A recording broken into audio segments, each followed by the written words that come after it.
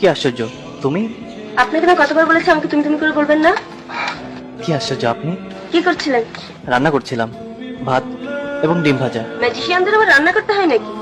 আমার তো ধারণা ছিল তারা দুই একটা মন্ত্রতন্ত্র পড়বে আর অমনি। চা খাবেন? না। ভালোই হলো, আমার এখানে অবশ্য চায়ের ব্যবস্থা নেই। নাই তাহলে খেতে বললেন কেন? ওই, আমি জানতাম তুমি না বলবে। যদি জানেন তাহলে বলুন তো আমি কেন এসেছি। সেটা অবশ্য বলতে পারবো না, কারণ মেয়েদের মনের কিছু কিছু ব্যাপার আছে যা পৃথিবীর সেরা ঠটিটাও বলতে পারবে না। তাই বুঝি? হ্যাঁ হ্যাঁ।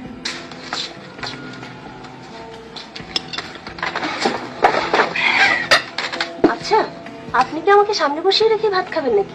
যদি অনুমতি দাও, আমি দারুণ ক্ষুধার্ত। অবশ্যই এর আরেকটা কারণ আছে। বলুন শুনি।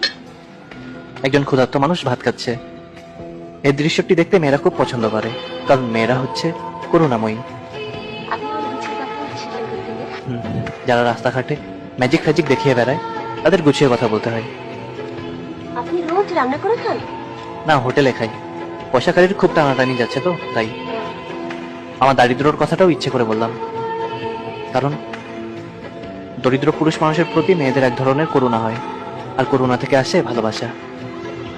আপনি তো জানেন না আমার বিয়ে হয়ে যাচ্ছে। জানি, জেনে এসে বলছেন? বলছি, কারণ মমতাময়ী নারীদের প্রতি আমার বিশ্বাস সীমাহীন। আপনি আপনার ভালোবাসা মানুষকে কি খাওয়াবেন? ভাত এবং ডিম ভাজা? দিন কি আর এরকম থাকবে শাহানা? এই দিন তো দিন নয়, আরো দিন আছে। এই দিনের নিব আমি সেই দিনের কাছে। কিভাবে নেবেন? ম্যাজিক দেখিয়ে? ভালোবাসার মানুষ পাশে থাকাটাই সবচেয়ে বড় ম্যাজিক। তুমি পাশে থাকলে আমি বিশ্বজয় করতে পারি।